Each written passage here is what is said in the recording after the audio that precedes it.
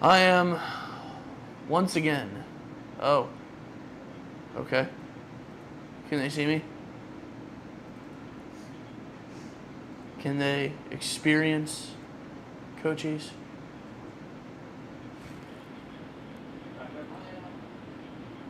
It lagged. Oh my.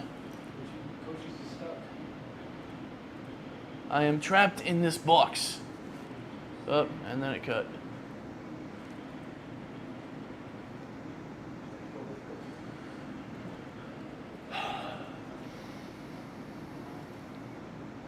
So, I guess while I'm stuck in the black hole, have you guys ever, wondered how they make cream cheese? Like, does it come from a cow? It, like, Yeah. how, oh, it's Chris. Look at that. I don't know. I've always wondered, is it cream? Is it cheese? Like, I guess it's like duality of light. Is it a wave? Is it a particle? I don't know. You know,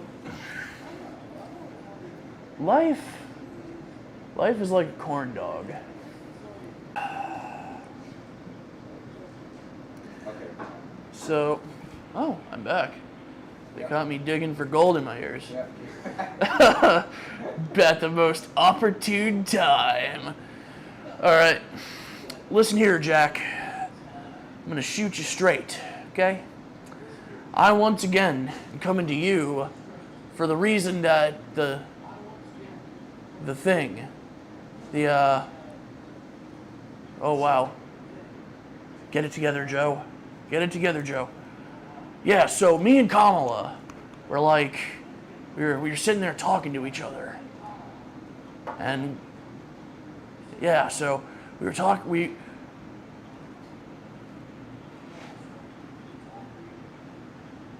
what was I doing? Oh yeah. So, Vodkanaut's Workshop is this Saturday. There could be a multitude of reasons why you couldn't make it, considering it's remote. So all you big babies sitting at home, including you, Kobe Beefcake, who hasn't gone outside in close to 400 days because you're afraid of chemtrails or some kind of particle or something like that.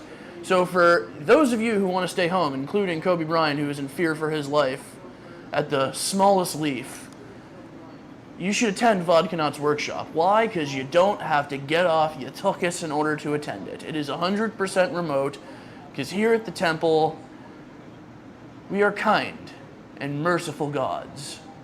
We are here for you. So, get in your PJs, pour yourself a bowl of Chex Mix, and tune in for Vodkanaut's Workshop on Saturday. What time is it, Jake? 10 a.m. Eastern Standard Time.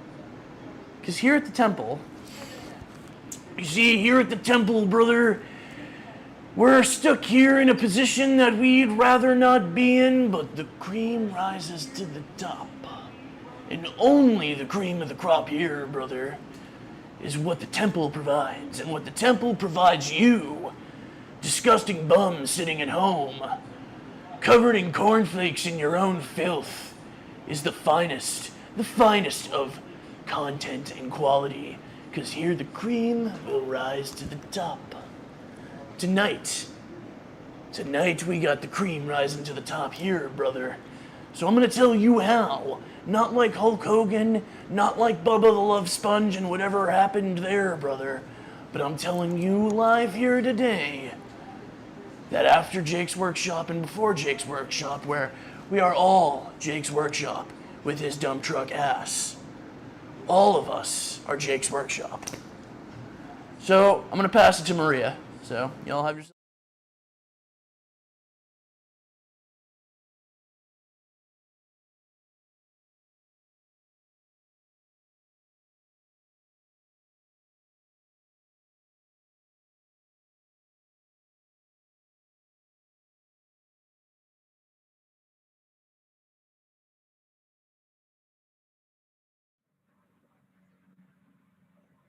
Hey everyone, can everyone hear me okay? Chris, all good? First of all, thank you so much for joining us today. As you know, my name is Maria Laura. I'm a very proud member of the Neo Temple. I am super excited for today's talk.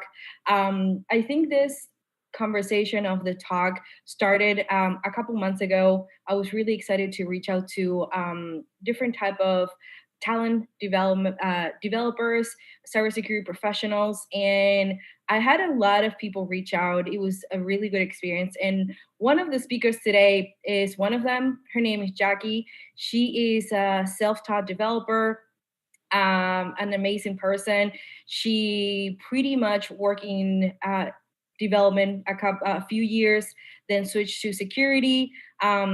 She just started a new job. She's super excited. So besides her technical skills, I love gossiping about JLo. Thank you, Jackie, for sharing that passion with me. I needed that for sure. So, like I said, today's talk is pretty much communication, right? What are the different difficulties? What are the struggles that uh, a developer and a security professional face? How can we bridge that gap? How can we understand better to provide just a better service overall, a better experience to our clients and to the product, and just have a good time working in what we do every day? So I will let Jackie kind of tell her story. I know we have an intro, so Chris, take it away.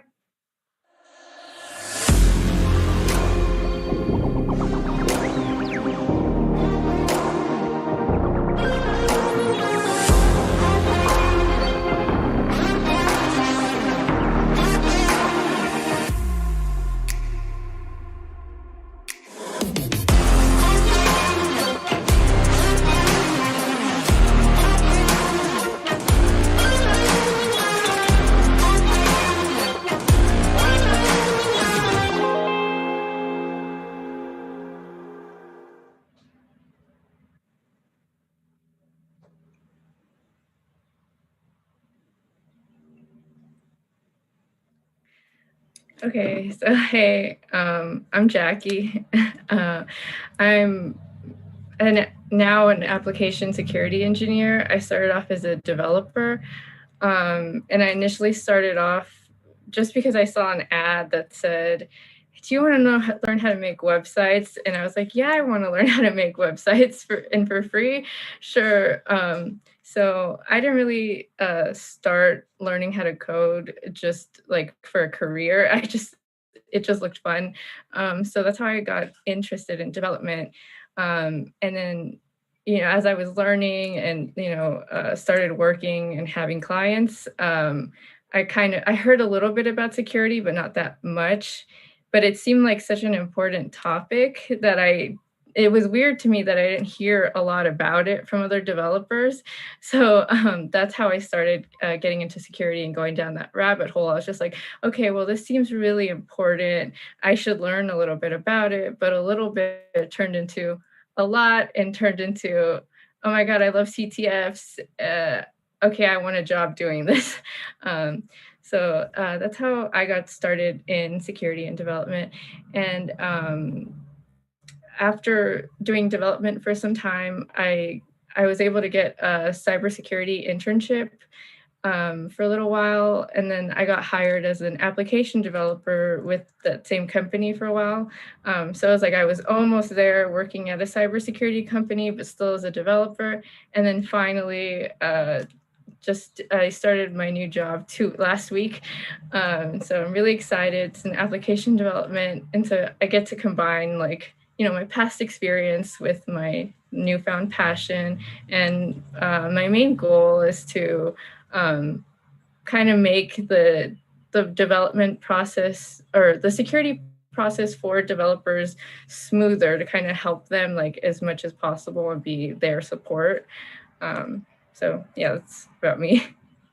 Awesome. Thank you, Jackie. Like I said, welcome. I am so super excited to have you today. Like I was telling before, you kind of like show up here. We met online pretty much just talking about different things, talking about security, learning about other people's background. So thank you so much for joining us today. just want to say I'm very, very happy to have you join us today. So I think I am super curious about your development path because I also have some experience developing. So I wanted to start there because I think, especially when I was in development, I didn't hear about security much either. It was just develop, product, go. And I was not even in. I was in an organization that we taught people how to code, and the main go was build projects, so prototypes. And we had a timeline, and they had to be delivered 1, 2, 3, go. So tell me a little bit, how was that experience in learning? What are the key takeaways of your experience that you took away that like really this is something that helps me today from development? Yeah, I think one of the takeaways from development is, if you want like something quality, you can't just rush it, even if you're not like thinking about security. I mean, there's so many things you got to think about, like design, user experience, accessibility. Those are all things that I do think factor into security, because if you don't make a product easy to use, getting to like a place where users want to use like an app is intended, it's not going to be as easy if like they don't know how. Yeah, the biggest takeaway for me is like have like good goals, but don't rush it. Like have also be reasonable, and like, because you got to think about all these moving pieces, and all of it ties together. So Absolutely. I know we talked a lot about what's important for us to kind of like define what are the things that are important for us in this specific topic. I do want to invite someone. I have this amazing friend. She loves this same topic. So I'm just gonna give her a call to see if she can join us. Can you hold 1 minute? yeah. Okay. I'm gonna try to call her. Hey, are you available? Yeah. Can you join? Okay. I'm going to send you a link now. Thank you. Bye. Okay. Let's see if she can join us. Wait until you meet. Sunny! Hey! Thank you so much for joining us. You're muted, Sunny. Thank you for inviting me. Well, this is a conversation. We just want to gossip about application development, security, pretty much gossip for 2 hours. So thank you so much for joining us. Jackie meet Sunny, Sunny meet Jackie. Hey, Jackie. Sunny, I do want to give Sunny a second to introduce herself. I would not give her justice. And for anyone who's seeing the stream, maybe they don't know you, Sunny. So if you can say a little bit about you, that would be great. Okay, well, thank you so much, ladies. This is a lovely surprise. My name is Sunny Ware. I'm known at the Guild as Dr. Sunny. I do hold a Doctor of Science in Cybersecurity. I've been in IT and security now for between 25 and 30 years. So my background is I started just like Jackie. I started as a developer. Pretty early in my programming career, I started doing some designs, meaning application architecture designs. And that kind of led my career into being a lead architect. So I would do a lot of designs, a lot of coding. I was mostly coding in Java, and I actually taught Java for quite a number of years at USF. But then I was probably around 2008 or 2009. A friend of mine told me about this cybersecurity field. It wasn't called that at the time. I don't even know what we called it, hacking or something, but it sounded intriguing. And I mean, I kind of knew about security tangentially, because designs, you always have to, I mean, Jackie and Marie-Laure, you have some sort of facet of security inside of your code. But but my friend, he was gonna go full force into it, and he's like, hey, why don't you study with me? I'm studying for this certification, and I want to learn about all the security stuff. It sounded pretty cool to me. So anyway, that's kind of like, he was sort of my catalyst to get me interested full on in the field. So I started studying. I got my CISSP, and I, I fell in love with. I knew that I could do penetration testing for web apps because I had all these decades of programming and architecture under my belt. So anyway, I will say that some of my falling into my career in cybersecurity was luck, because the the company that I was working for, they had a big breach, and I happened to have the credentials, and they needed somebody immediately. Um, so that's pretty much how I got started in cybersecurity. Is I was at the right place at the right time, and I was very excited to start my adventure. So, and that was 10 years ago. So today, just to get everyone up to speed. So today, I am managing a team that I assembled. They are former programmers who I've basically taught them how to hack, and we do web app penetration testing. We also do penetration testing for APIs, and I do mobile as well. So I'm living the life. Absolutely love what I do, and I'm more than happy to help other people along the way in their journey. Awesome. Like I said, I was not gonna do you justice, Sunny. So thank you. No, you did great. One of the things that I find the first that caught my attention is the three of us have obviously in different levels background in development, and none of us heard about security when we were coding. So Jackie, I'll start with you. When you were developing, what was the environment, and why do you think like security was not a main focus when you were working? Well, I think it wasn't a main focus, or I guess I know, because it was more important to push product and just make as many websites for as many clients as possible. So much so that even like some websites kind of got sent, or like they were given the green light without even like quality testing and making sure like all the buttons were okay. That's how bad it got at one point, at my first role. So, I think that had a lot to do with the company values and, just caring more about like, oh, let's, sell as much as possible versus like, are we putting out something that's quality?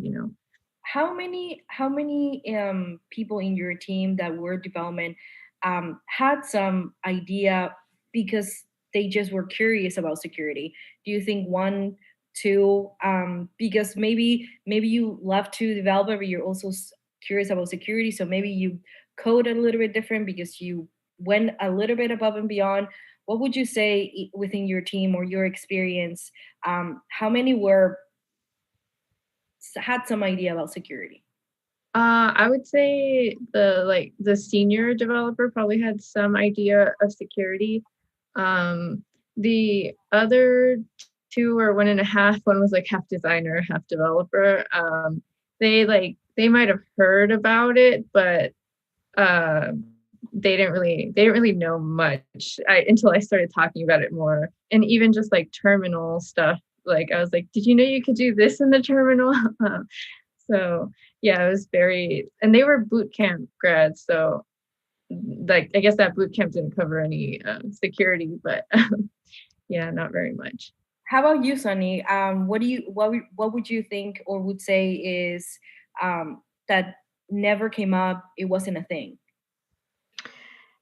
Yeah, I mean, whenever people would talk about cross-site scripting, which is the bane of every application, um, there's just not, there's a lot of misconceptions, and even me as a developer, I didn't really understand, well, why would somebody do that? Like, why would you inject HTML inside of a text box? Like, that doesn't make any sense. Why would somebody do that? It seemed illogical, because from a programmer's perspective, like, we sort of have this happy path that we code on. It's like, okay, well, somebody's going to do this, and then they're going to do this, and then they're going to do this. And so we're not really taught about sort of the misuse case, or the abuse case of how an attacker sort of thinks around, not this way, but around everything. And so that was probably one of the biggest things that were missing in my early, development years of understanding. So I wanted to like bring this question, because if within development teams we already have pretty much no conversation about security, that's already a communication issue, right? Nobody's talking about it. So that will be for me the first red flag within an internal team, that they don't have the support, they don't have the knowledge, or they're just not really exposed to security. So I think the how to introduce the topic of today and get into the conversation how we want it is, how can we really build a really good relationship within our development teams?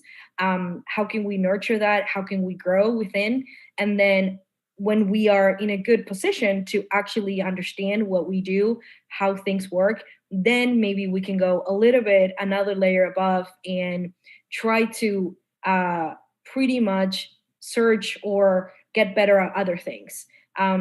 So again, it just amazed me that the three of us, different experience, different times, different everything. None of us heard about security when we were development. That was not the focus.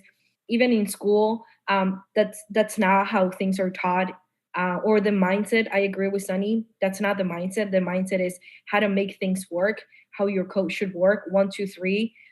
It should fall. It should have a sequence. It should work this way. We it's kind of funny because development is like, think outside the box, but we really don't. At least Sunny's 100% right. This is the structure, this is what it should do, the behavior, and kind of, again, the sequence, try it, the output, yes, move on. So I would say, Jackie, you mentioned a little bit that you were the one talking about security within your team.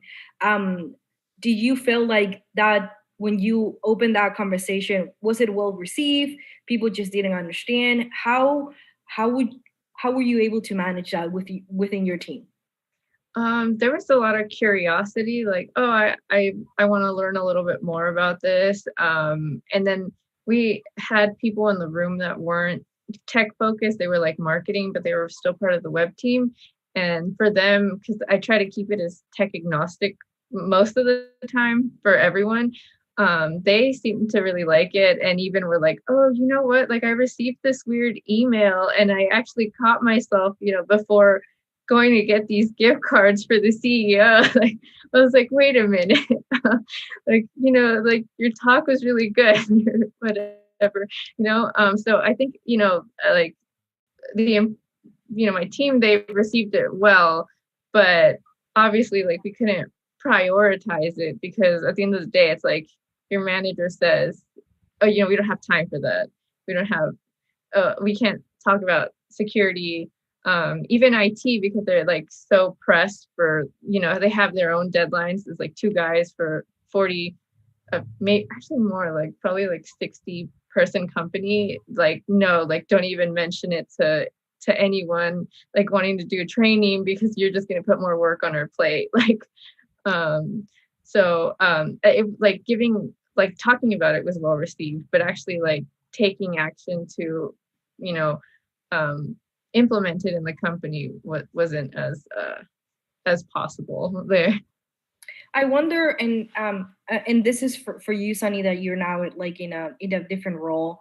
I wonder how much you can actually push your manager, or how much you can push your team to actually make some change, because I 100% didn't have the energy or time to push my manager when I was developing, or when I was overseeing different projects. I was just trying to survive, and just having to meet your goals is stressful enough. So any advice, Sunny, anything that you have seen or you have implemented within your teams, or when you were building your team, is it okay? How much can we push? Is it effective? Not?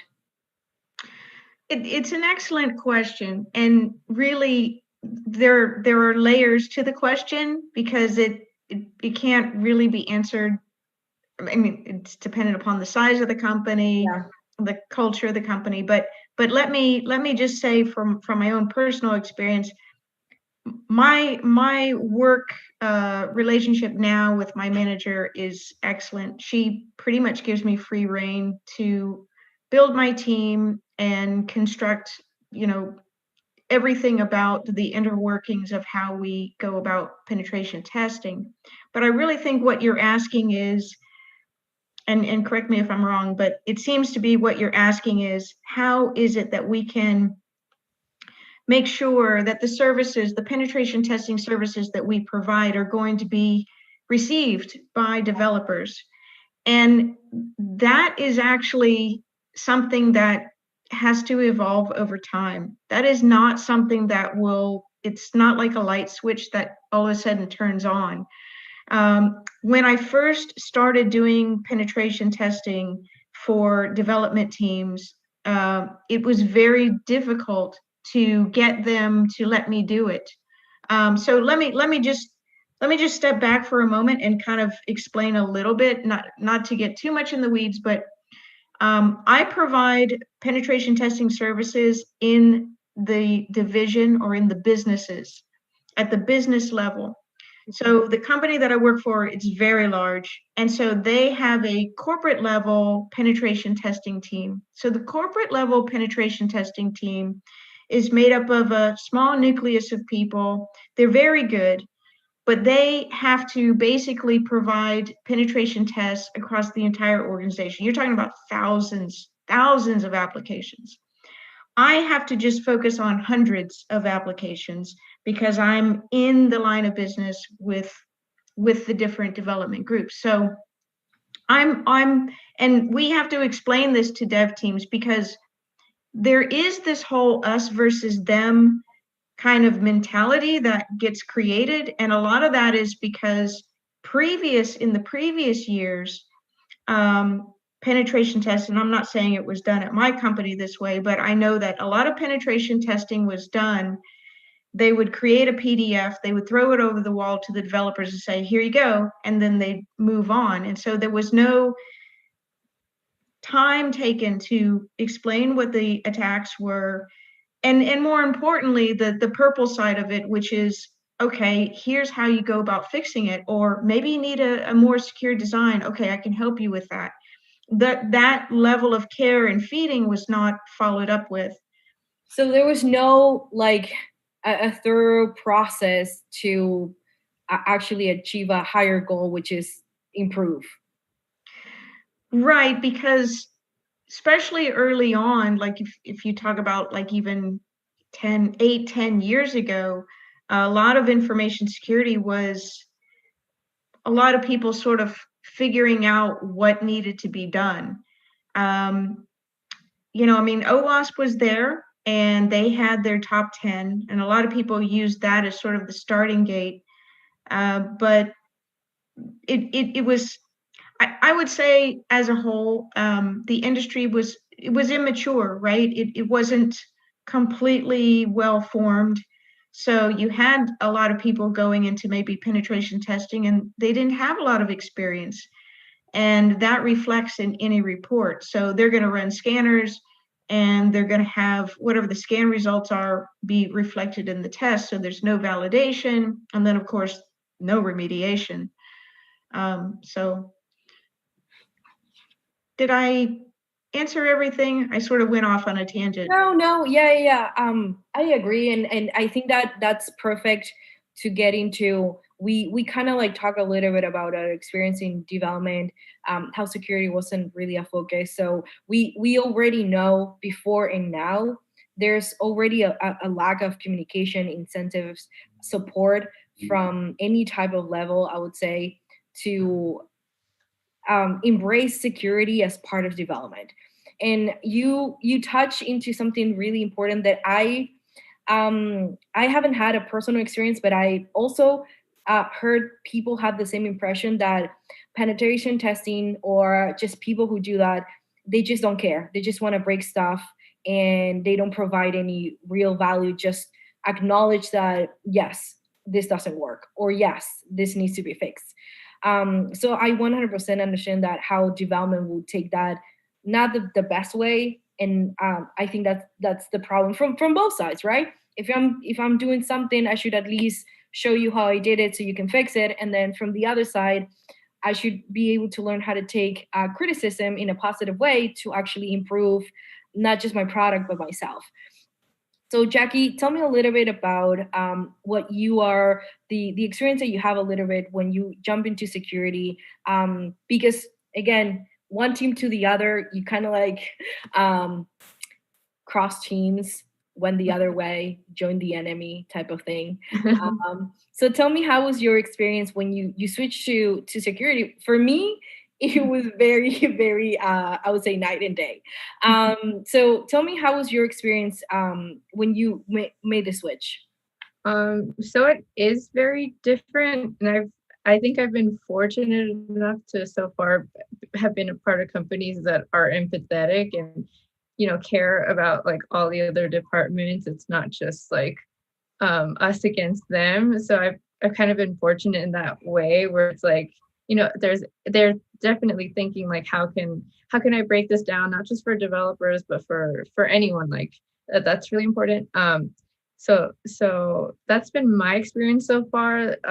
Like on my team, like, don't don't just come at the developers, right? Like don't just say, hey, you did this thing wrong. It's like more like, hey, like I noticed this, like, and then open up a conversation, because maybe or maybe not, like maybe there's a reason like that, this seems like vulnerable, but really it might not have important information. So it's just more of like an approach of like listen to them, but first, before even like giving any feedback, just build the relationship is my experience. So that's currently where I'm at, attending their stand-ups and learning more about them and what they're building. So Uh, would you say that it plays a key factor for you to feel like you belong in that team, or I don't know, that you feel more comfortable is your background in development? What would it happen if you don't have a background in development and you are just mostly just doing security? Do you think that plays a role into how you feel, how you build that relationship? I think it definitely could. I'm trying to imagine like a world where it's just like insecurity, and I think it like there'd be a good chance the approach could be different, just because even being like in the security community, sometimes there's a bit of like competition about like who knows more, and so I feel like that kind of thing could rub off in like a, oh, like you don't know how to do this right, or like you didn't do this right. So I think depending on like like where you kind of learned, or like who you're around, and then also the kind of company you're coming into, like your attitude towards developers could definitely be different. Less empathy there, but How yeah. about you, Sunny? Do you when you put your team together, you mentioned that their past is development, Yeah. and you Yeah. have converted into something different. Yeah. What's your takeaway on? Can you really do this job without having a background in development? How does that really affect not just the dynamic, but the true value that you are trying to build that relationship and have a conversation and deliver the message in a way that a developer would understand? Sure, sure. Great question. And I really appreciate Jackie sharing her experience about getting to know the developers, because that's kind of goes in line with the evolution that I was talking about earlier. But yeah, I mean, this is kind of having people with a programming background is something, obviously, that's where I come from.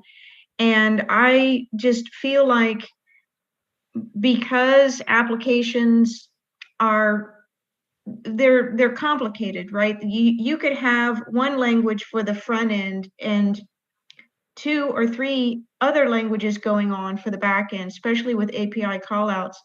And part of this industry is just continuously learning. So to me, hiring programmers and then teaching them how to hack is a lot easier than hiring somebody with a cybersecurity degree who may know how to hack but doesn't know how to program. Like trying to teach them to program, that's a lot harder than going the other way. Because with programming, there are three pillars, I believe, to IT.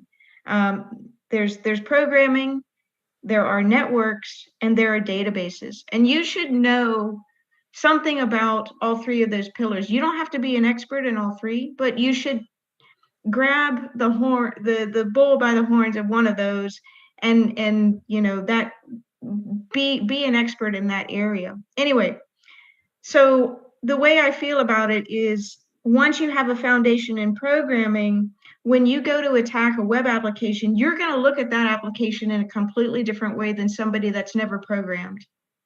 Because you're going to understand, okay, well, yeah, on the front end, I've got this running in the browser, and this only communicates in the browser. So I can't look for my traffic in Burp because it's in the DOM. It's never going to come this way. And then as you understand the tiers of an application framework, you'll realize, okay, well, there's a middleware tier, and it could have data transfer objects that do nothing but convert what's from the client to the back end into objects, and so on. So you can get really you just look at the whole thing differently, and it's a giant puzzle box. So without having that level of foundation, it could be very, very difficult to grasp all of those different concepts, especially if you're new to the field to begin with. You're trying to learn all these hacking things, and then you don't understand the concepts of application architecture. So I would say, obviously, it's a bonus to have that background to perform a job. It adds more, I would say, credibility if you are ad- advising somebody else on what they should do on their job. So I would say that's especially because everybody suffers from imposter syndrome. So I would already feel very weird criticizing somebody else about something that's not my main area, and that will be a very difficult conversation, and I would take it the wrong way. And I think it's just, even when you have a bad teacher, learning is difficult.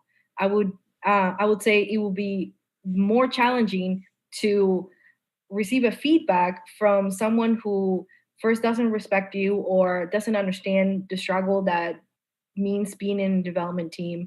And I would say 100%, I would, and maybe it's just a human reaction. If someone who doesn't have any background in development is criticizing my code, I'm like, I'm not, thank you, but no. So, and that's just a human reaction, right? So I would say 100% building that relationship and understanding where you're coming from and how to deliver that information is, I would say, that the pillar of any relationship. It's not about security and development, right? I would say it's in any team, in any field. How can we support you better? How can we help you? This is what we found. It's not like it's not like we were looking to find something that you did wrong. So tell me a little bit, Jackie, about the the role that you're in. I know you just started. You're getting to know the developers. Do you have a process? in the current role when you're going to be kind of testing? What are the steps that the current role, the current company, the I don't want to say the culture, but that specific role, I'm pretty sure you're going to have a different set of things or responsibilities that you are supposed to do and then deliver that. What are the things that you are doing or supposed to do to provide support to development? Yeah. So one of the things I'm doing is attending like their stand-ups, just to learn about the product because I'm new, and also just so that they like kind of get like used to having us around.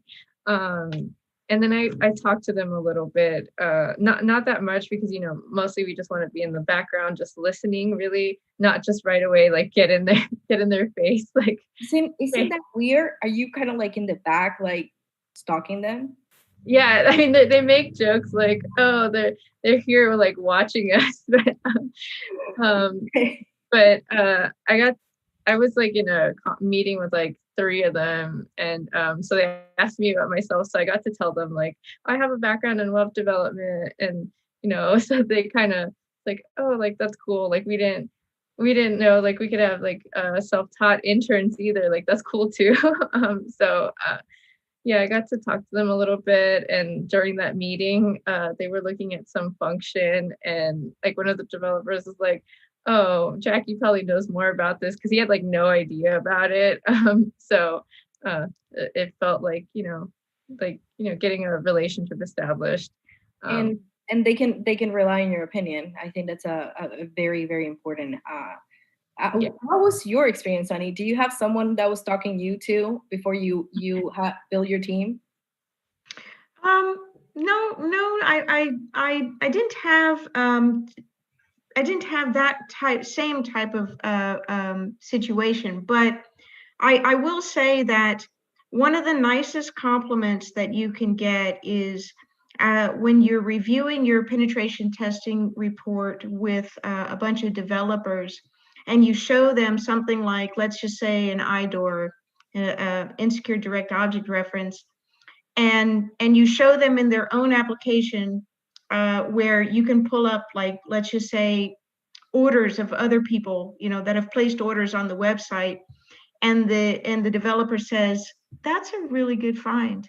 That makes you feel really good because you've made an impact. You haven't had to convince them, you haven't had to beat it over their head. They just come to the natural realization that, okay, this person did their job, I made a mistake in my code, and they helped me to see it. So pretty much they see value, and I think that's where I hope we are all trying to provide when we're doing our job, is to bring value to our teams and to actually make a change.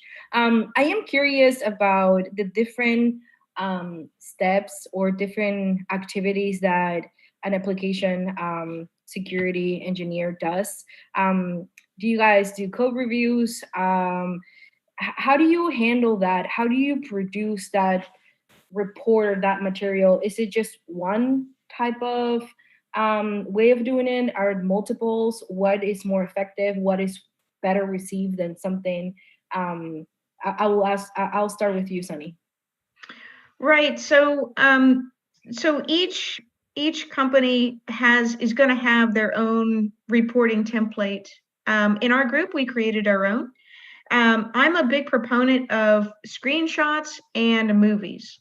I feel like that there just aren't enough of those that are included with penetration test reports. A lot of penetration tests that I've seen done by other companies, the information is generic. The remediation stuff is not good. And it's I guess in a way it's kind of expected, because if your background is not development, you're not going to really know what code needs to be fixed. And I'm not saying that we go and we tell them line by line what needs to be done, but we can provide sample code for the particular problem. If it's a session fixation in a .NET application, and I know that it's ASP.NET, I can give you a code snippet of how to fix that problem. So that's what I mean, like tailoring the information in the report so that it feels like it's been customized for the developer. So they don't just feel like they just produced something and threw it over and now I got to deal with this. It sounds like you're preparing for a class, like when you want to deliver a topic and you prepare for, you have your slides, you have your examples, you have your things. Yeah. I know because I used to prepare for the classes that I was leading when I was working at Launch Code. And absolutely, right? You need to have examples, you need to provide snippets, you need to do X, Y, and Z. I would say my favorite experience is code review. For some reason, I always took it really well.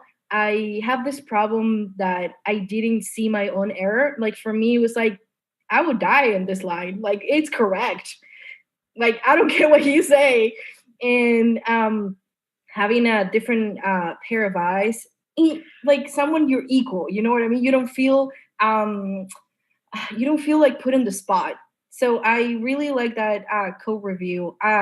Tell me a little bit, Jackie, when you were, what's the technique that you like the best, or do you think it's better received when you are kind of like trying to figure out how to explain a problem? So a technique. I mean, I do think I'd really like a how do I say this? Like a gentle, hey, I noticed, this, or here's how to fix it. Like we can go over this. Like a really like a learning moment is how I see it. And as far as like my role, like going into this, I saw it as like how, like how much what can I do to make security as smooth as possible for development to implement it. So that's my goal. And I I really hope that I can provide that during my internship. But yeah, I think as far as feedback, I think the best way would be to come prepared, like pretty much like Sunny said, like come, bring, all the data, but make sure, it's readable. It's not just like security jargon and like not developer speak at all, So come prepared, make sure to put it in language like for them, not for like you, for them. And make sure like you're open to like taking questions, and like if there's anything that needs clarification immediately, or if it's like, oh hey, wait a minute, that's like not vulnerable because there's just junk information or something there, actually, so we actually don't need to fix that. And also be open to like receiving that feedback of like, oh, actually, this isn't vulnerable because X, Y, and Z. So just, yeah. Do you guys think that developers are sensitive people? Oh, are you kidding? This is their baby.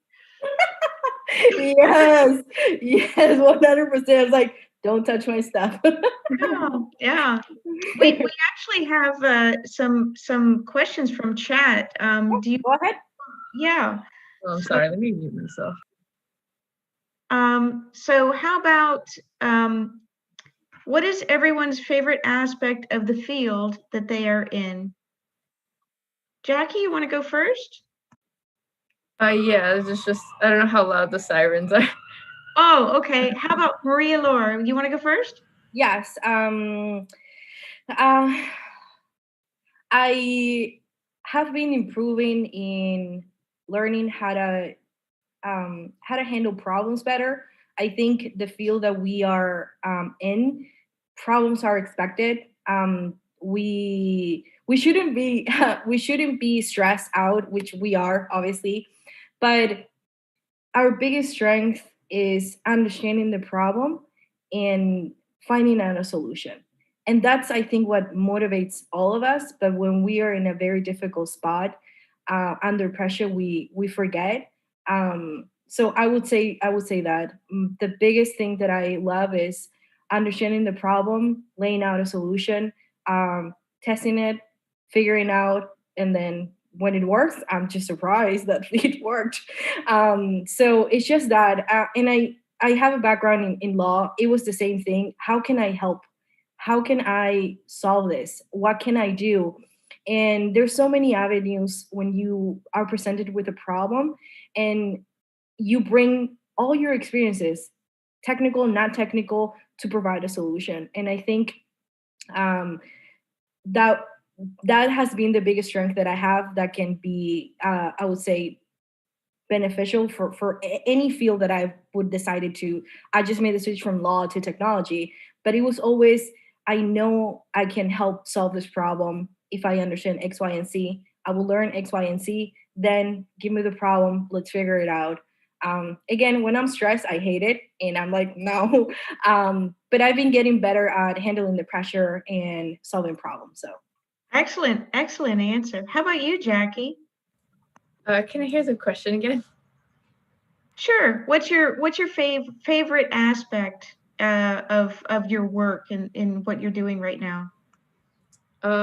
Yeah, I guess it would be, I don't know, kind of getting to like talk to people and talk to them about, their different backgrounds, and kind of learning about what they do, and just, getting to know them as well as what they do in their role, and kind of how it relates to my role. And, if I can help them, if there's any way, like, necessity needed from anything needed from me, like, yeah, I don't know. I guess that's kind of my favorite part about security, how integrated it is with everything, really. Yeah, I really love that. We have an extrovert in the field. My shy extrovert, which is like the worst. Sunny, you're in the spot. What's your So- favorite thing? My favorite thing is finding the juicy vulnerability and just going after it and trying to make, just keep pulling on that thread, to see how far I can get. I don't believe in being destructive. I don't go to that degree, but I do like to, like, once I see something, kind of, okay, start probing, and then I get, oh, I can do SSRM. Oh, what else can I do? Right. And so it becomes a little puzzle, and how far can I go down that rabbit hole? So that's probably a very introvert's answer, but I would that, say it's very seductive to be to destroy things, Sunny. I would say that. So I understand when people are like, yeah, the app is down, figure it out, goodbye. So I will say that for people who have that tendency. So well, chat's got a couple more questions. okay. So how do you approach delivery of a technical issue to a non-technical contact when you do a web app test? What things work to help explain the complex elements to an IT layman? Jackie, do you want to take that one? Yeah, so this is something I've been trying to learn, how to not speak so technically, so that I can better, explain things. And one good tip I learned was to come up with, what are they called? Analogies. So like, for example, saying like, one way you can secure your app, think about it as like a castle, and there's this moat. And so I don't remember exactly what vulnerability I'd relate that to right now, but I think that's one good way, like just completely, taking all the technical terms out, and then just saying like, hey, there's this thing we all know about. Think of it like this. So I agree with that. I recently had encountered this problem. So, there's a lot of acronyms in our field, and if you use those acronyms, or even if you say the words out loud, they still may not have any meaning to the audience that you're talking to. So, like, we all know what an RCE is, and even if you say remote code execution, that still doesn't convey, like, I could be talking about it and my hair is on fire. It's like, I've got RCE. And the other person is just like, what? And because I need to take those words and say, I'm able to do an exploit that puts me at the keyboard as if I'm at the terminal of your server. That's what I'm able to do. And that is something that anybody should be able to understand, right? And realize, okay, this is something really bad. So I guess you really kind of have to know your audience, and then adapt your words accordingly. Nice question though. Thank you. Chat's got a couple more. Shall I keep going, Maria Laura? Yeah, go ahead, Sunny. Okay, so for all of you, do you feel like going fully remote for the last year has helped improve communication within the workforce or hindered it? Excellent question. How about you, Marie Laura? You start us. Um, this is just my personal experience. Communication is always an insecurity that I have because English is my second language. So I always, when I say something and people don't understand, I'm like, did I say that wrong in English? Not really. They just don't understand what I'm saying. So that plays into my mind all the time, even when I'm not explaining technical or not technical. And I would say typing, which is pretty much remote emails, there's a lot of back and forth that I think makes difficult, because again, I use a phrase or I use a line or explain something, and that person they're just using that word differently. Especially in the current role that I am, where pretty much implementing a product. Implementation has different steps, and they use implementation for everything. I'm like, well, what do you mean when you say implementation? Let's just start there. So yes, for me has been difficult. Besides, again, I have that insecurity that I always think like, maybe I didn't use the right word in English, but that haunts me every day, all day. Doesn't need to be. But yes, typing, writing, even explaining. People have different levels of knowledge, and we get into this trap of I think everybody knows what I'm talking about. And when you are just sending an email or slacking someone on a team, I'm like, dude, just call me. No, I can't go back and forth. No, yeah, it's not worth it. So for me has been difficult for sure. How about you, Jackie? I think it kind of depends. So when we all went remote, it kind of felt nicer to be able to control like what avenue of communication you got to use. Everyone. But I had to onboard twice so far over the pandemic to like new companies, and I think depending on like the how much the company wants to like socialize you. That was really hard the first time I had to onboard during this pandemic for a company that had to go remote, but they weren't previously remote before. Because everybody knew each other, and there wasn't like a huge effort to get to know me. So that was really hard for me because it kind of made me feel like super alone at that company. Now there was like a bigger effort and like, oh, go meet all these people, they're not on our team, but like, or you might not necessarily work with them, but just like get to know them.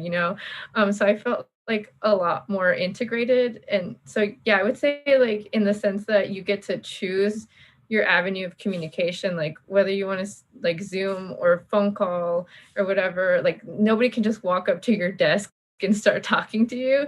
I think that's kind of nice. But then I think on the other hand, like if you don't have like good onboarding or you don't care about that kind of thing, it can be a little bit harder for like new employees, especially. So I do want to add a personal experience that I had. I'm very responsive. So doesn't matter how you're sending me information, I would respond right away.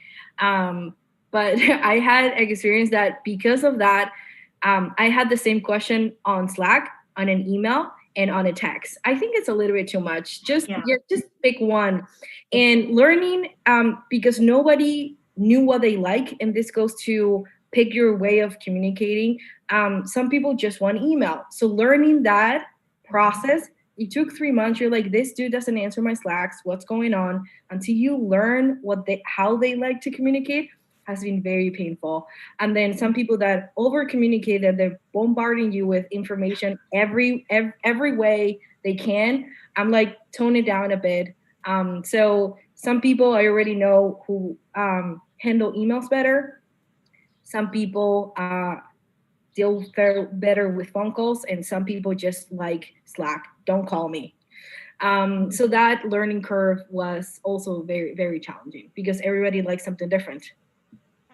I commend you for tailoring your answers and responses to what people like.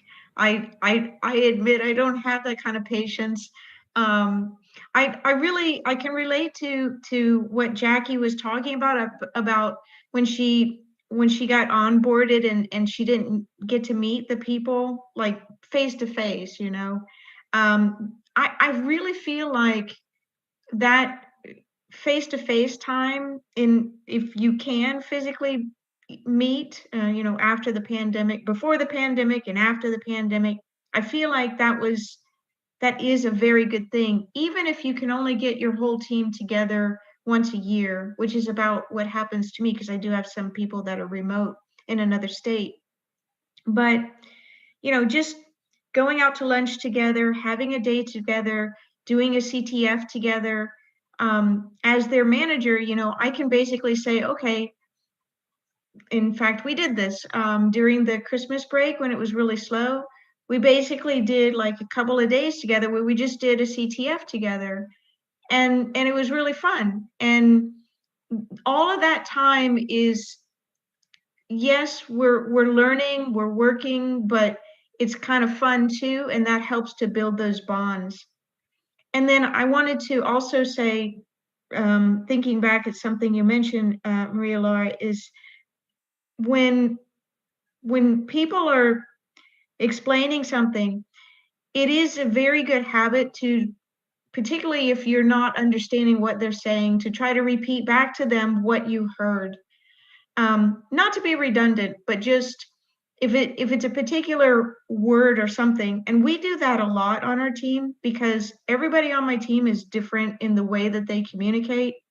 And so that does help. So it might be like just the way that they said it, or they might use a pronoun, something like the word it, which describes nothing. And so especially if you're not pointing to something on the screen, then when somebody says, well, did you fix it, or you know, you have no frame of reference, or you look away, you know, because we're all constantly distracted by our phones and everything else. So For me, my trigger word is alerts and event notifications. I'm like, they're no. What is an alert for you? And it's just talking to the SARC every day. Again. It's about learning how to communicate, how that teams handle different type of topics, how your team handles different type of, and then the clients, right? The clients are just lost. Let's just start there. So you have to like create a third type of language to explain to them what's going on. So yes, everything has been difficult, but I think we've gained so much knowledge. I would say we are ready for anything after this. yeah, I feel like people adapted quite well, Yeah. considering how quickly they had to change. Chat has one more question. You guys can keep them coming, chat, if you like. Yeah. So, for any newer people that want to do what you do, what tips can you offer them? Anything you wish you knew years ago that you can impart to the next generation? Good question. Who wants to go first? That's for Jackie.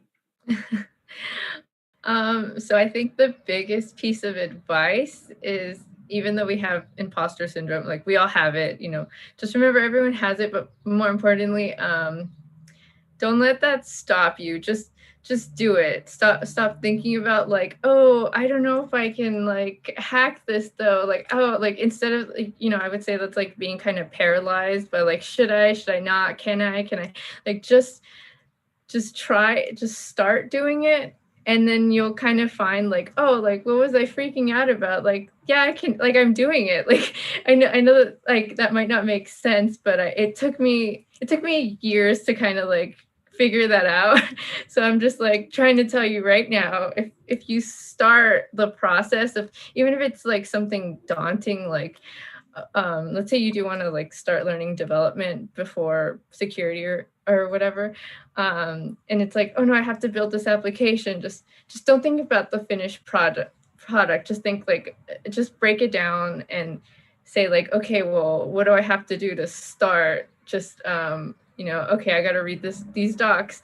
Okay, I got to install this package, npm whatever, and then React. And so you kind of just break it down for yourself to like kind of keep yourself from getting overwhelmed. And then just start with like the smaller pieces. It's really the biggest piece of advice I can give. So yeah. I would say to that, Jackie, I still get surprised to this day when things work.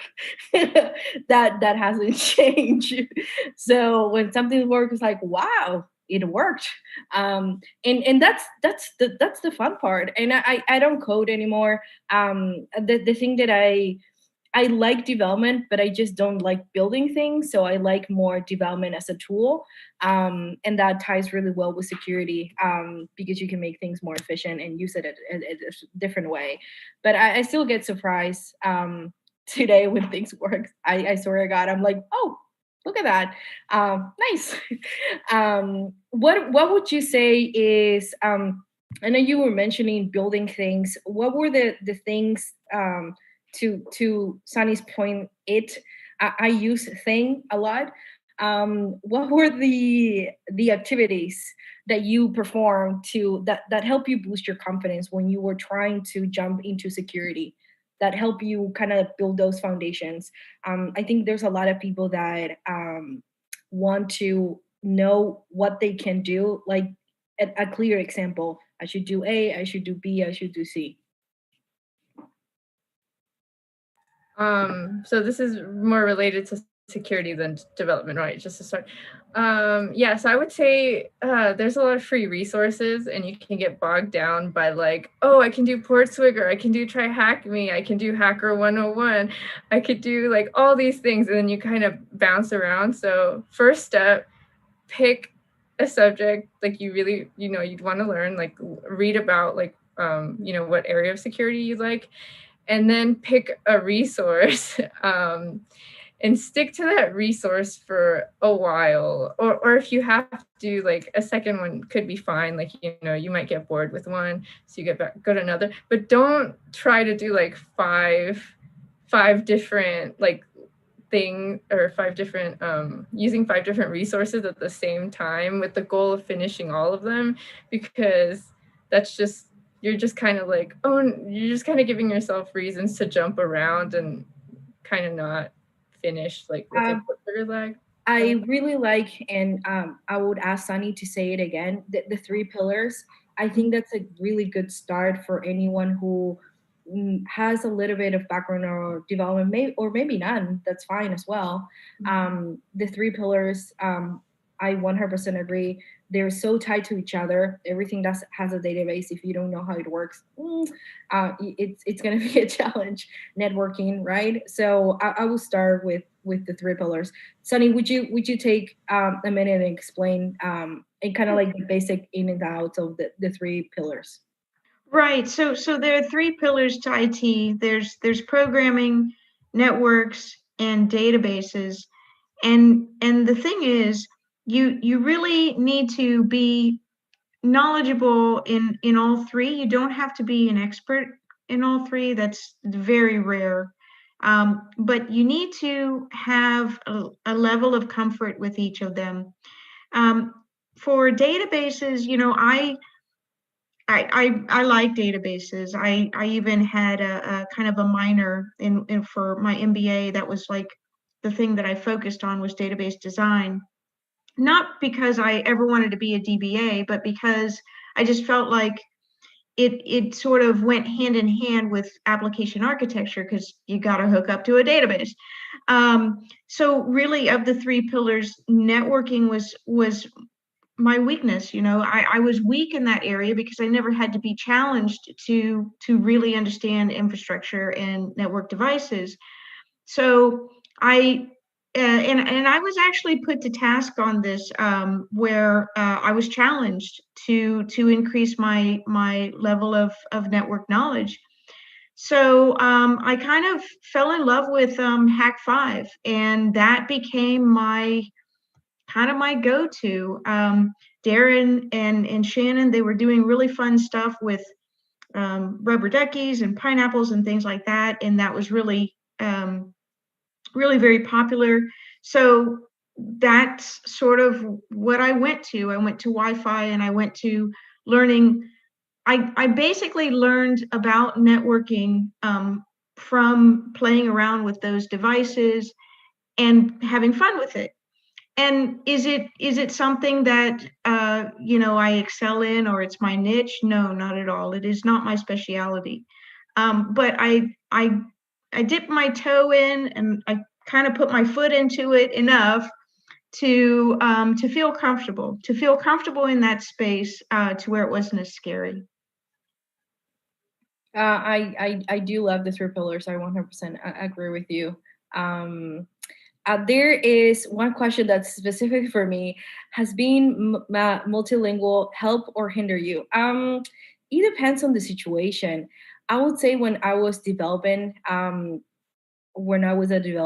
I felt a little more safe because it's just code. I don't need to write anything else.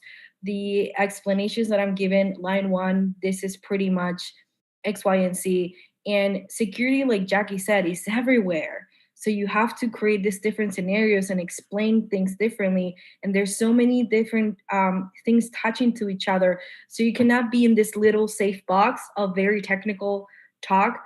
And that for me, jumping to security has been a huge challenge. Like I said, I'm never, I am never shy of saying, "Did I say that correct?" Just because, yes, I work with all men, very male dominated, and sometimes, I have the sense first because I'm a woman, they're gonna think that I don't know. Yes, that plays into a role. So and second, because of an accent, right? So my key phrase is like, did I say that correct? And they're like, yeah, you did say it. Oh, okay, I was just checking. That has helped me. That's gonna be has been my crutch, because some people do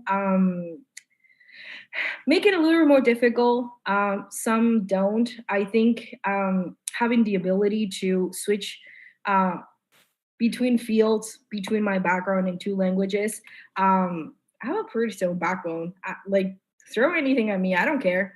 And I'm not shy about it. If I made a mistake, I always try to learn. And English, especially because I learned like the formal way of speaking English. So when people are using like just regular type of slang, I'm like, what is that? And I did learn a long time ago not to search that word in my phone, because who knows what's gonna show up. So I'm like, could you just like plain English? So that has helped me. Every team takes my personality and how I handle languages differently. When I was working in Launch Code, I had a more diverse team. So I had other people who had the same. They were bilingual, so it was a different experience.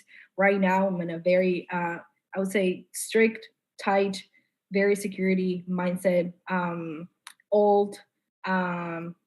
Or older crowd. And the biggest challenge, they tell this like dad jokes from like the 70s that even if I look it up on Google, it doesn't make any sense. So I don't know if I should laugh. Was it funny? But it has nothing to do with the language. I could understand it. It's just not funny. So that has been definitely a challenge. But I think anyone who has an extra ability to do something different. I did use a lot of things when we were dealing with clients who were in Brazil. I was able to just speak in Spanish, and that was really easy because they were having a hard time understanding the SOC analyst. So I was able to just translate and break down the information with a few clients in Mexico as well. And ConnectWise we were acquired by ConnectWise, has a huge team of Indian people, and I don't have a hard time understanding what they're saying. Regular American do, so I'm like, I'll talk to him. So it's just it can be an asset, but it can also sometimes make me feel a little bit more insecure for sure. But it's always going to be there. It's fine. I deal with it depending on the situation. Excellent. Well, chat has another question. Are there any interesting stories you can share with us around a lesson you learned when things didn't go as planned? Well, I can start us off if you like. I was new in my penetration testing days, and I hadn't quite. I knew that scope was very important, but I hadn't learned the lesson that clients don't know their own scope. And I think I've spoken about that before on other webcasts. But so I had asked about another area of this web application that went to a different domain, and I had asked in this assessment, can I test it? And the reply that I got back was, I interpreted it as a yes. Apparently, it wasn't a yes. And so it caused a lot of consternation, let's just say, a lot of phone calls, a lot of, I don't know, something. So I didn't get in trouble, but there was, because the company that I had been working for at the time, they had some problems with explaining what that was and what was happening, and they were like, stop burp, okay.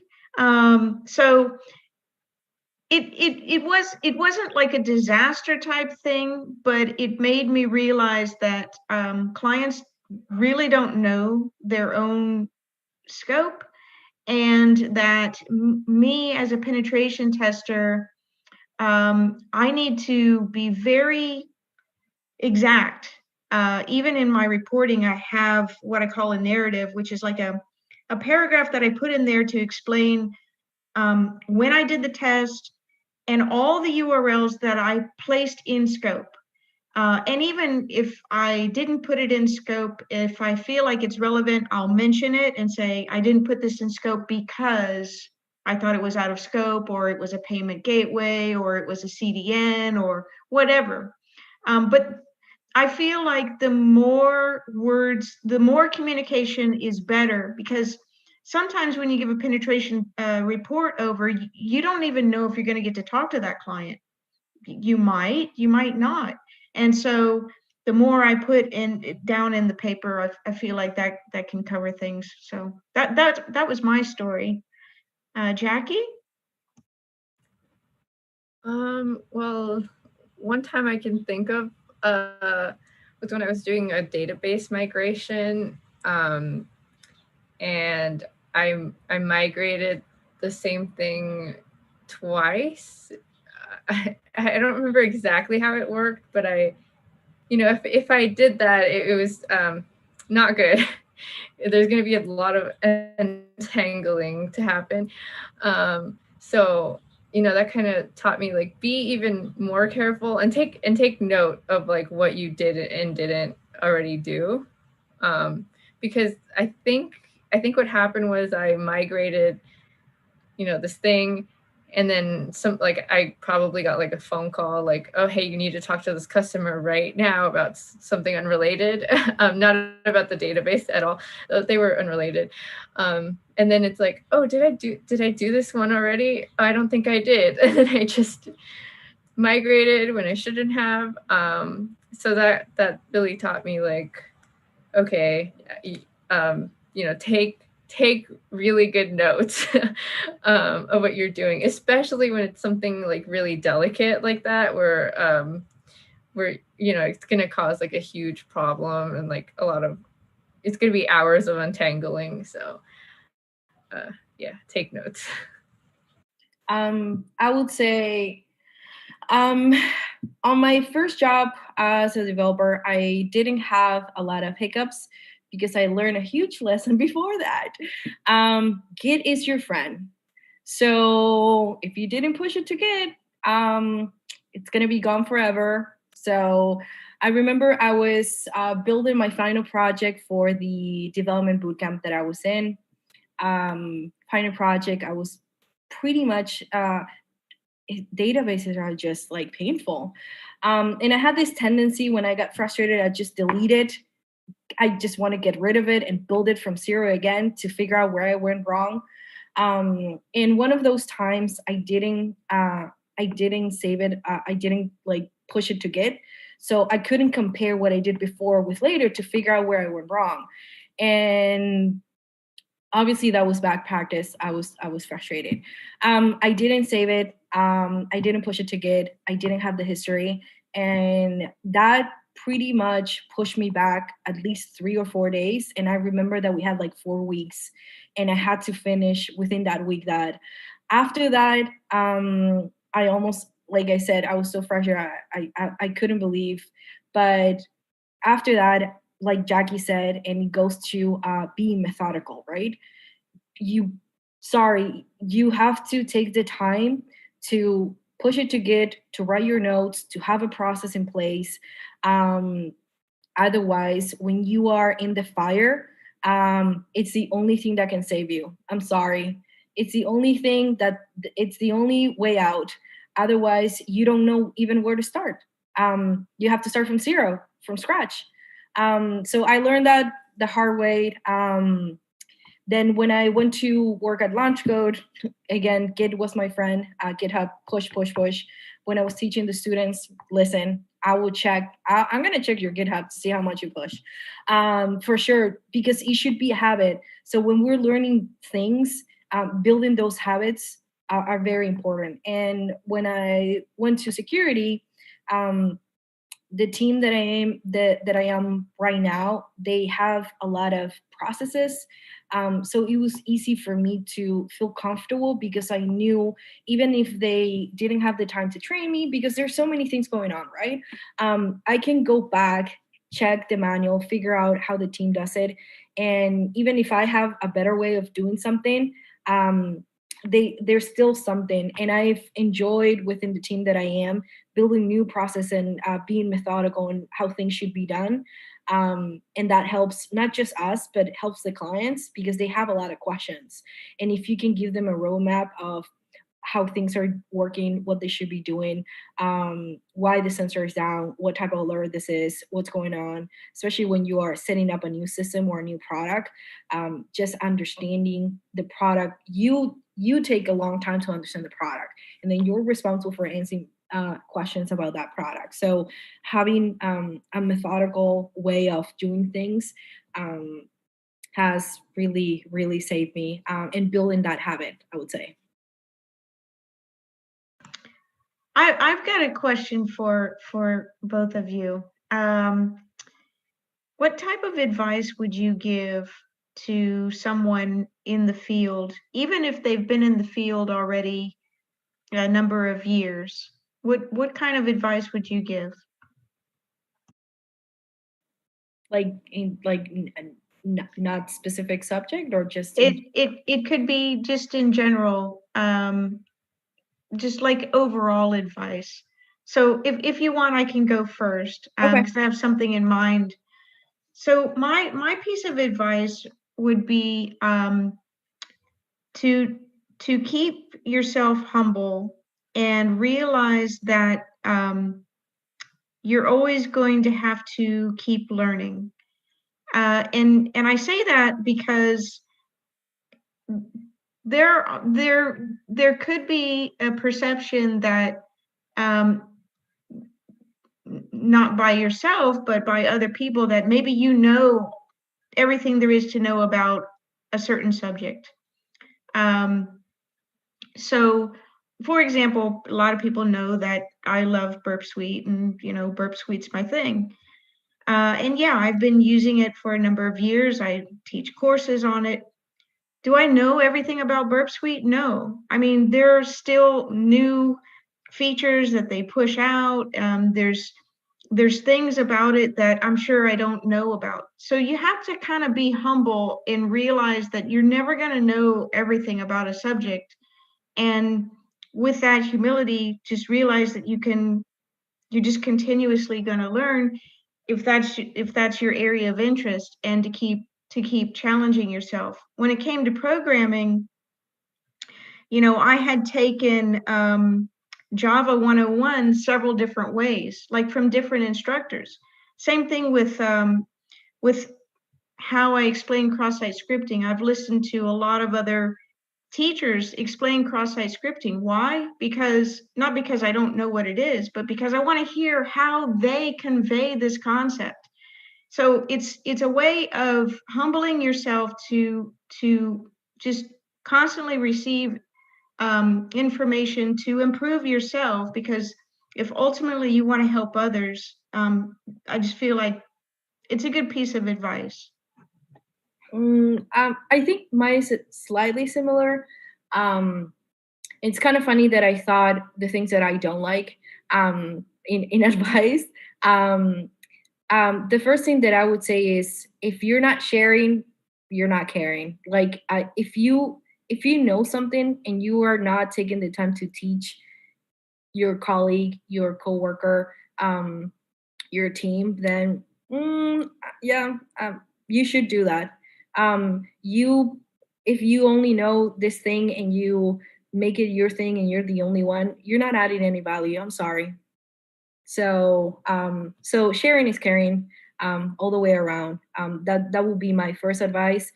Share what you know. You will learn more that way as well.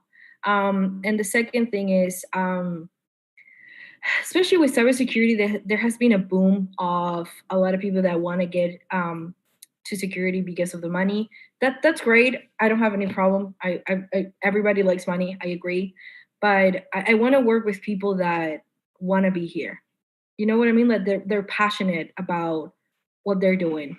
When you're learning, or when you're just talking to someone and you see that they're having fun, they like it, they want to do it, you're like, cool, yes.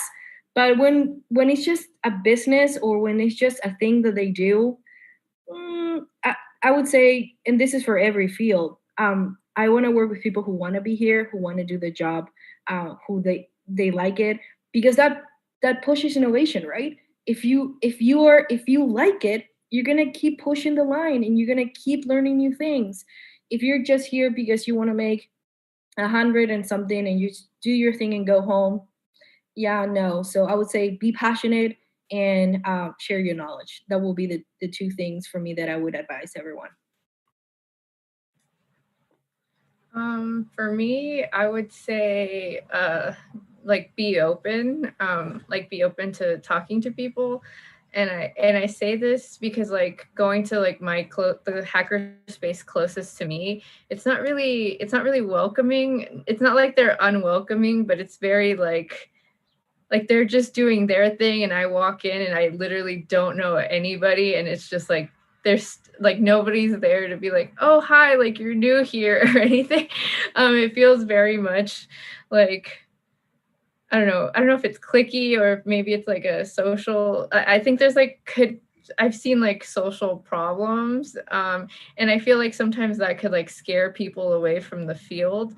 But also for people entering the field, like, I had to really learn how to talk to people. I'm not like great at it, but I'm better at it because Like I pushed myself to go to meetups and all this kind of thing. Yeah, I would say be open to people, both newbies and people that have been in the field for a long time. I think that's really important. And then the other thing that I would say it's more directed towards new people is network across. I think sometimes new people get caught up with like I need to like mentor with like really well-known hackers and like I got to get to know them. But really, like if you're networking with people, that are more at your level, like you can bring them up with you, they can bring you up with them. You've got like a cohort almost, it feels like. I think that those bonds are like more important and a lot longer lasting than just like, hey, famous hacker person, will you like take me on as like a mentee? Like I don't know, it just seems more valuable when you're with people at your level.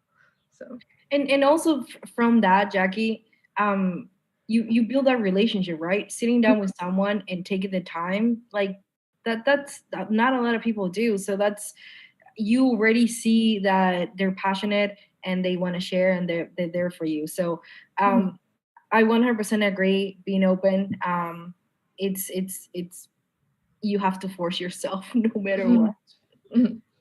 yeah.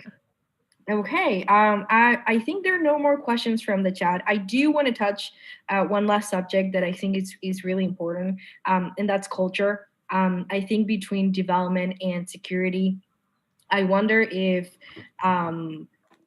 how that affects the culture that a company has. And one of the things that we did wonder is, obviously the culture of a small company or a startup is going to drive different things. A medium company is going to be different, in a larger, obviously. Sunny, what would you say in your professional experience?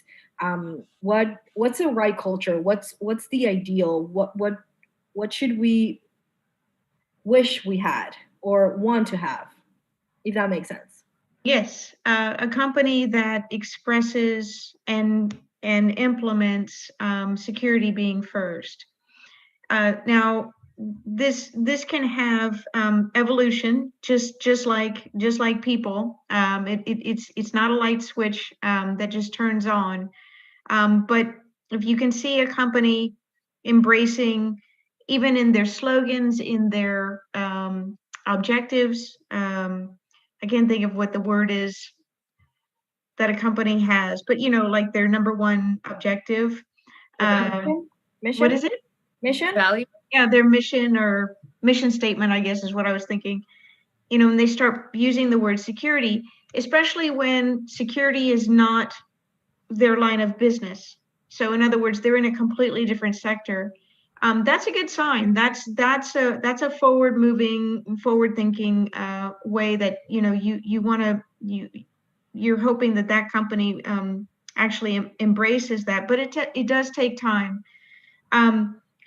The other thing that you kind of wish for is that, and this is actually happening now. In the beginning, I used to have to almost beg development teams to let me do penetration testing. Now they come to us.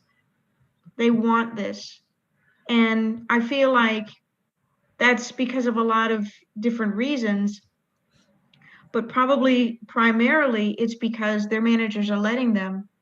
So when you have a culture in the company where the management level can put the time into the schedule and bake that time in there for penetration testing, for static code analysis, for all those things, it means that the company at the top says this is important. Because even though grassroots efforts they seem great and all that, unfortunately, in my experience, they tend to not last. It has to come from the top. So the executives have to say, this is very important. We want to give an image to our customers that security is of primary concern. And then they implement that by spending millions of dollars in rolling out products for static code analysis or dynamic analysis or penetration testing or whatever it might be. So those are the things that you kind of wish for. And now I feel like, all these development teams are coming to me wanting my team to do penetration testing on their stuff before they go to production. And it's like, this is the dream. Yeah. Would you say that it has become a thing, right? Because I think things get trendy, and then people get on board of new things, and that's where we are. We weren't there before. Would you agree? I do. And I think a lot of it has to do with what we spoke of earlier with, even 8 years ago, the industry was immature. There wasn't a whole lot around what kind of value are you providing.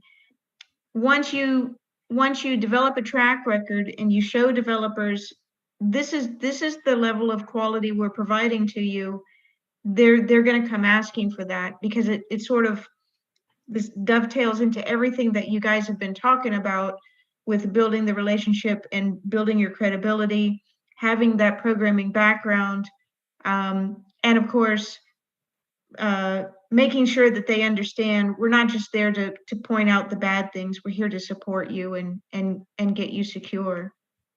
What about you, Jackie?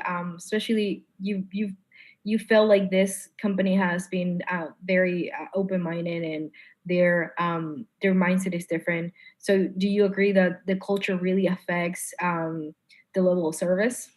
Yeah, I definitely agree.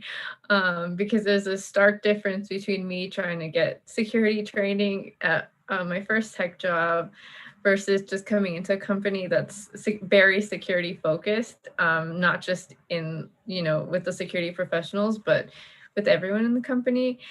And yeah, it's really important. And I think another thing that's important for me is transparency. And like, when I was interviewing with them, I was like, wow, I've never gotten this level of transparency in a job interview. Like, this is crazy. Who gives this much information away about, like, the company? To me, it was insane. So that was also a good sign for me, that that their employees could speak this freely. So yeah, security and transparency, and empathy as well, in there, having like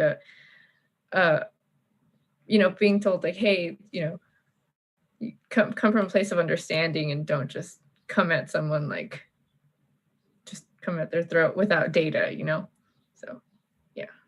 I think one of the things that I've been learning in security, to kind of like that gap is building that relationship. It's one of the key things that we talked, but also that ties into culture that we're talking now.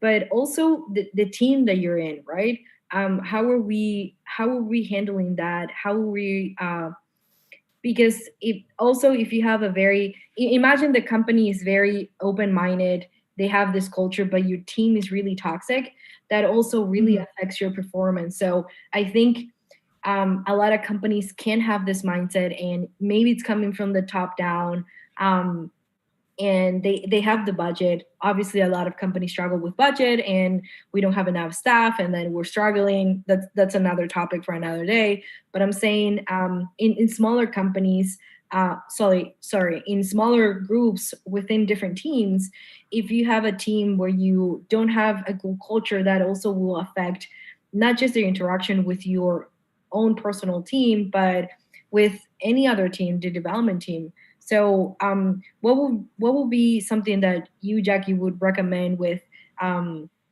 your team exercises? What would help kind of like build that relationship to have it in a good situation or a good spot? Would management help? Is it just you would sharing with someone? How would you handle that? Like building a better relationship within the team, right? Yeah. I guess I would get to know my team. And actually, during like my first day, we did like a question and answer thing. Like introduce each other, and we all said one thing. We all said was like our favorite mode of communication. So like kind of like we said earlier, once you get to know somebody's communication, it's much easier.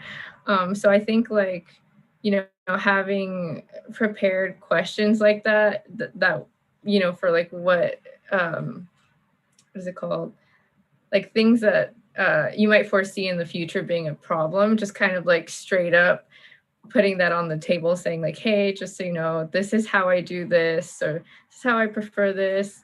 That could be important to know in the beginning, but then also other ways to improve within the team is maybe just having like a feedback, like a day for feedback, like, okay, let's have this meeting and let's talk about things that can be improved. And it doesn't have to be like in a hostile style way. It can just be like you did good, or like this is something you can improve. At my last company, my manager was like, if you don't come to these meetings with like one thing I can improve, like you better like just don't even show up. She's like, because like you can always be better. So I think that something management could do is like enforce saying, hey, like like I'm not kidding, like you can tell me like I'm not doing good enough in this area, or like how I can improve. I think that's really valuable and like important for like your direct report to know, like they can speak to you about like something that can be improved. So that would be something more top bottom. Hey, Sunny, what would you do if two people in your team didn't get along? So I'm in a position where I can speak to the direct reports, and I would, my number one concern is making sure individually that people are happy at their job, right? That's part of my job. So I have one-on-ones, and in a situation where there was some sort of disagreement, or something wasn't working right, I would take each person aside and find out what it is. Is it something going on in their personal life? Is it something related to work that I can fix? And that's how I approach it with them, is what is it that I can do to help you to work better? Or maybe we change the way things are structured. But I really haven't had that problem so far, because I've gotten to handpick my people. But the other thing that I was going to sort of dovetail in on Jackie's excellent comment is the whole feedback thing. So I find it very therapeutic to sort of, after an event happens, to regroup with my team and just talk about what just happened. And we have the luxury of that because we have so many meetings together and it's just us. So, and if we, met with some other people, maybe we did a report, a penetration test review or something like that. But it's very therapeutic. And I have noticed in the team that it's therapeutic for everybody else too.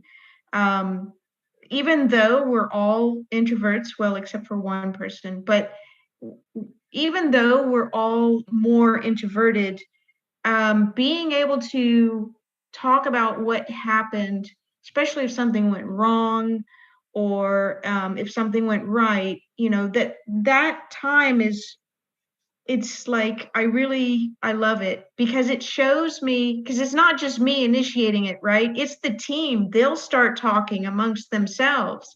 And that makes me happy, because that means they feel comfortable with each other.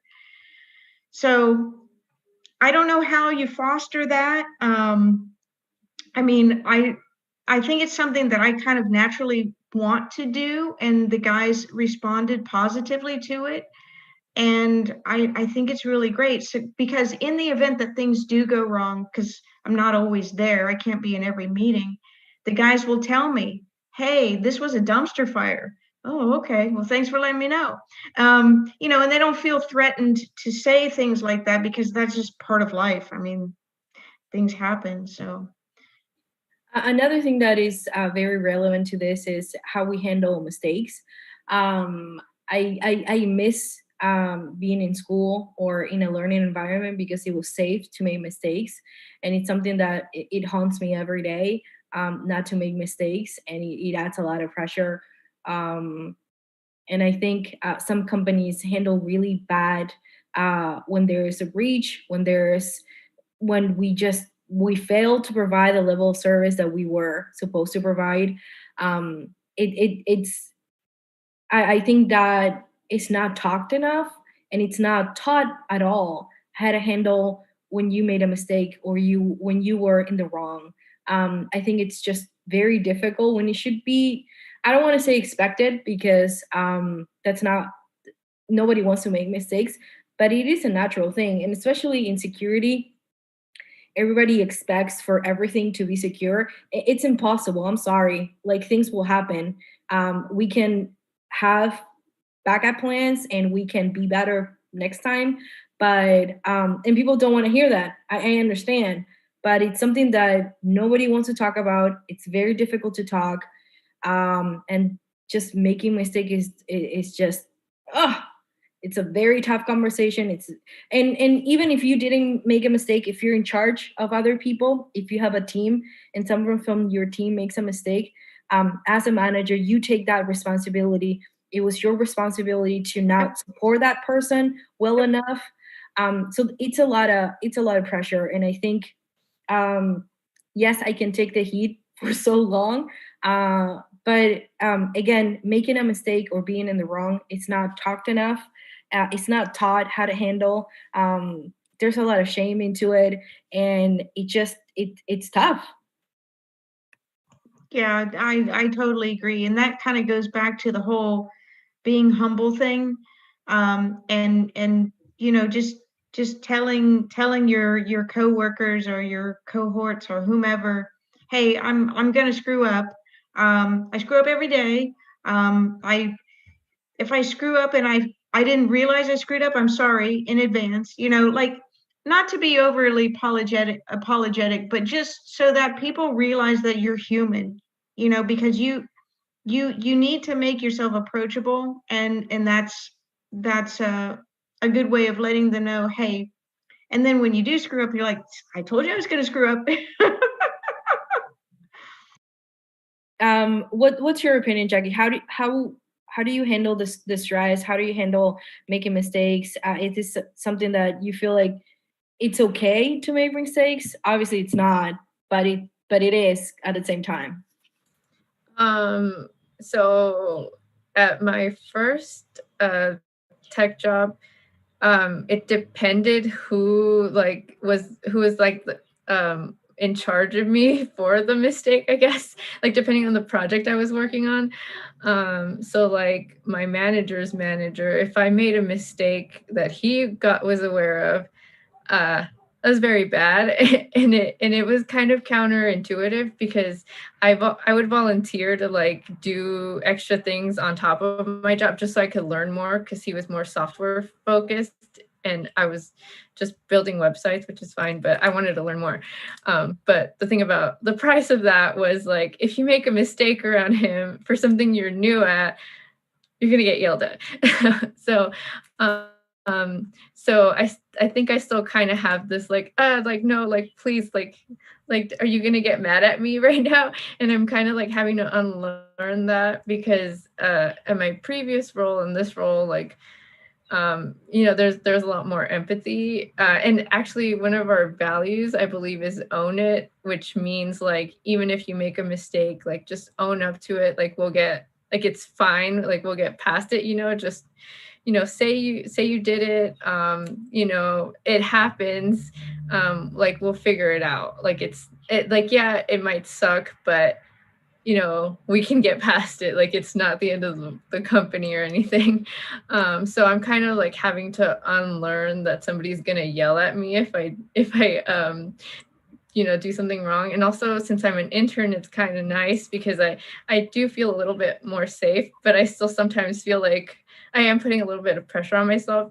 But I've been like in communication with with my manager, and like, no, it's just me putting pressure on myself. Like, nobody's like putting pressure on me.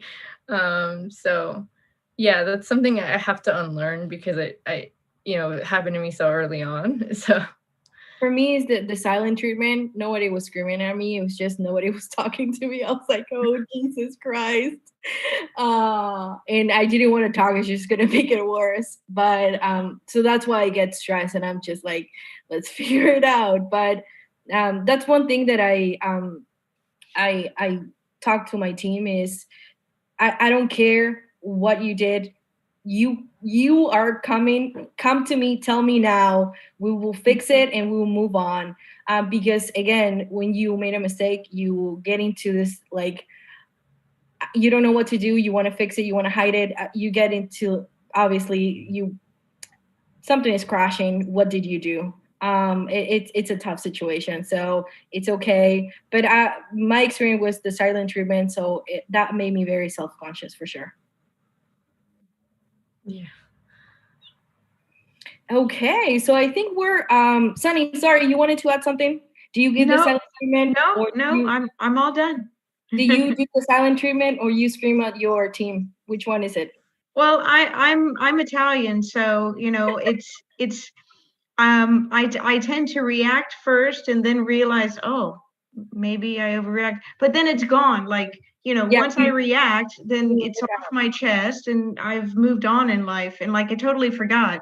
yeah, Um, yeah. but I mean, you have to you have to let people. It's almost like I sometimes I kind of let them make their own mistakes to see how they're going to work them out. And then if they pull me in, that's great. Or if I think things are going to, go over a cliff, then I'll jump in. But yeah, I mean, it's all part of how you see the dynamics of that team working out. And it's exciting actually because I'm so proud of my team. So your method is let them drown. I like it. Well, my method is see what's happening and then make a determination. I like that. Nice. I would say I'm a control freak, so I haven't learned that. Just let them drown a little bit, see flopping and stuff, and then intervene. I get too anxious, but I will definitely try to. And also like I don't. I think micromanagement is also negative. You have to let people make their own decision, and you have to build their confidence. So I totally agree with that. So I think we are coming up with the hour. Anything else? I think to close the conversation with what we wanted to achieve, which is how are we building that relationship, how are we making those two teams work together? What will be your last advice, Jackie? um just always try to come from a place of like putting yourself in their shoes. Think about like they have different pressures than you, right? You're like, for my role, like I don't have to deliver product to anybody. I don't have to add like a new feature. Whereas they have like deadlines where it's like, okay, we need this done, in a week or whatever it might be. So try to come from a place of like understanding what they're going through, and then talk to them, accordingly is really my advice. Sunny, what would you say? I pretty much would say exactly what Jackie said, only in a different way, which is don't try to force security on people. It doesn't work that way. If you do, it's not. Chances are the results are not going to be what you're wanting. So yeah, definitely go with that with a soft approach, I guess. Awesome. Again, I love to gossip about development and security. We could do it for hours for sure. Um, Thank you so much, Jackie. Like I said, thank you so much for just like reaching out to me. Like I said, I posted something. A lot of people reach out. It's 9 Jackie was o'clock. one of them. So thank you again. We will continue our friendship. You will not get rid of me, Jackie. So sorry. We're not trying to. So. That's pretty much it. So thank you again. I'm really, really happy to have you. I really get excited about meeting new people who I can relate that they have struggles and they're still in the field and they're pushing through. We're not giving up. Development and security are tough fields. We're always learning and we're always pushed to get outside of our comfort zone. Uh, and talking about it sometimes is just a key part to resolving those issues, right? If I don't have anyone to talk to, it's just maybe I shouldn't be here, and it's a lot when you don't have a group to support you. Sunny, I love you. What can I say? Again, when I talked about when I talk to anyone about you, I completely forget that you like your technical brilliance, and I'm like, Sunny is the nicest, kindest person you ever meet. Like that's what I like, and they're like, Bless you. but Sunny is all those things. I'm like, yeah. But the most important thing is she's the most wonderful person. You will love her. She is wonderful. And I think because you bring so much empathy to anything that you do, Sunny, your message gets it's so well received. And I think that's one of the key strengths of anyone who is communicating or working in technology is how to get to people, right? Because human beings are building things, they're making mistakes, and if you don't have those core social skills, it's just going to be more difficult. So thank you, Sunny, for just jumping, joining us, spending time with me and Jackie. I really appreciate it. Well, thank you. Thank you, Jackie. It was lovely hearing your story, and I was really impressed with your answers tonight. You have a wonderful career ahead of you, and a wonderful future. And then Maria Laura, I mean, I respect you so much for switching from law to cybersecurity. Your communication skills are beautiful. You help us through. You help all of us introverts to come out of our shells. So thank you so much. Thank you, ladies. Thank you again. We will do this again. We'll pick another topic to gossip for sure. It's so much fun. Everyone have a great night. Thank you, the Neo Temple, for providing us this space. I would say that thank you, John, Trey, and everyone at the guild. They make this possible to have conversations like this. That's what we are 100% pushing. We have a talk every Thursday. If I didn't have the space, I would feel completely abandoned. I would have met Sunny or you, Jackie. So that's what the Neo Temple does. So if anyone wants to join or has any questions, we're here. Just reach out to us and we'll just jump on a call, talk to you, figure something out. So that's pretty much it for everyone, guys. Everybody have a great night and we'll see you soon. Bye, everyone. Bye. Bye.